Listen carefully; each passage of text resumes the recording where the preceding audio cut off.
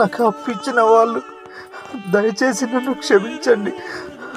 సర్పంచ్ ఎన్నికల్లో నా స్థాయికి మించిన అప్పులు చేసిన నాకు బ్రతకాలని లేదు.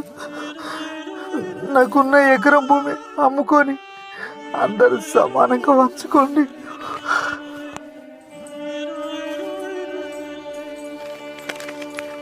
ఏం రాస్తున్నావు? ఏం లేదు. చూపి. ఏం లేదే. ఏమైంది నీకు? 3-4 రోజులు సుంది చూస్తున్నా, అంత చిన్న పోయి ఉన్నావు. ఏం కాదు. ఏమైనా బాధ పెట్టుకున్నావా? ఏమైంది? ఏమైంది? ఎందుకు ఎడుతున్నావు?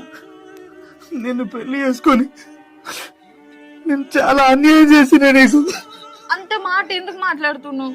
ఇప్పుడు ఏమైందని? నేను బ్రతకబుద్ధి అయితే లేదు. మంచిగా నుండి జీవితాన్ని నేను ఖరాబ్ చేసిన. నువ్వే గట్లా మాట్లాడితే నేనెట్లా చెప్పు? నువ్వు వద్దంటుంటే కూడా వినకుండా ఎలక్షన్లు దిగి అప్పుల పాలు చేసింది. మంచిగా నుంచి జీవితాన్ని కూడా నాశనం చేసింది. పోనీతి పోయిన ఎట్లు పోయినాయి అనుకుందాం గాని నాకు బ్రతకాలనిపిస్తలేదు.